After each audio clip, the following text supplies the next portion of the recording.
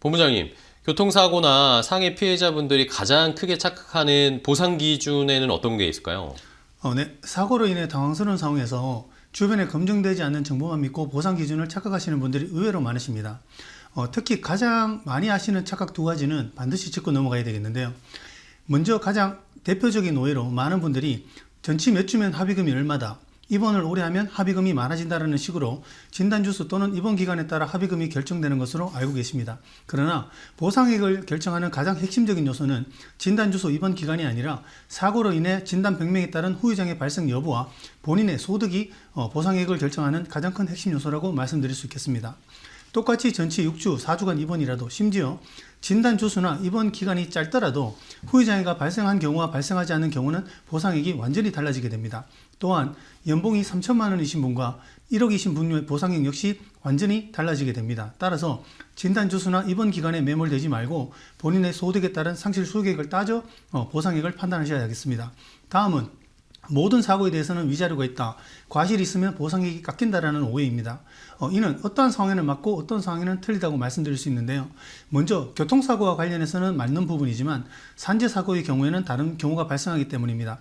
산재보험은 국가가 운영하는 사회보험 성격으로 보상 항목이 법정화되어 있습니다. 이에 위자료 항목이 없고 과실이 있다고 하더라도 범죄행위든 보상되지 않는 사고가 아닌 이상 과실에 따른 감액을 하지 않습니다.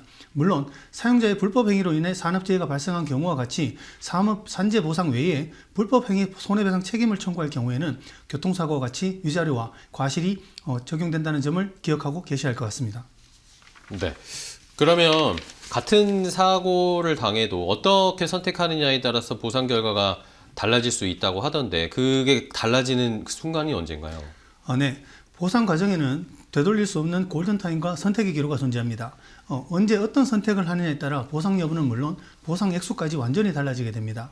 먼저 골든타임과 관련해서는 사고 직후 초동 조치에 따라 환자의 생명이 좌우되는 것처럼 보상에서도 초동 조치를 잘못할 경우 보상 결과가 크게 달라질 수 있습니다. 이러한 초동 조치의 중요성은 교통사고든 산재사고든 모든 사고에서 그 중요성이 강조되는데, 예를 들면 교통사고에 있어서 형사합의금을 청구할 수 있는 사안이 있어서 피해자가 사고로 인해 경황이 없거나 형사합의를 할 수 있는 상황이 아니어서 합의 시점을 놓침으로 인해 형사합의금을 받지 못하는 경우들이 발생하게 되는데요. 이때 필요한 초동 조치는 반드시 사고 직후에 본인 또는 가족이 전문가에게 의뢰해서 보상 처리를 받으시는 것이 중요하겠습니다. 또한 교통사고나 산재사고에 있어서 사고 초기 본인의 몸에 이상이 있는 부위 모두에 대해서 의사에게 증상을 호소해서 의무기록 등의 근거를 남겨 관련 정밀기름사 등을 통해 진단서에 근거를 남겨두고 향후에 기왕증으로 인해 보상 처리 제외라는 이런 불이익을 당하지 않도록 주의하시는 것이 필요하다고 하겠습니다. 두 번째, 선택의 기로와 관련해서 장애평가를 어디서 누구에게 진단받을 것인가에 따라서 보상 결과가 크게 달라질 수 있습니다. 흔히 보험회사에서 자신들의 의료 자문처라고 정해놓은 자문의에게 의료 자문을 해서 그 결과를 토대로 보상 안내를 하고, 근로복지공단에서도 자문의를 통해 장애 여부를 평가하고 있습니다. 그러나 환자가 치료하는 데 있어 의사마다 병원마다 검사 수단 및 치료 방법을 달리하는데 장애평가에 있어서도 신경외과, 정형외과, 재활의학과 등 해당 과별로 평가 기준에서 차이가 발생할 수 있고 진단이마다 평가 기준도 모두 상이할 수 있으므로 보험회사와 근로복지공단과 마찬가지로 본인 역시 본인에게 가장 유리한 평가를 해줄 수 있는 병원과 의사를 찾아 보다 유리한 선택을 하실 수 있도록 도움을 받으시는 것이 중요하다고 말씀드리겠습니다.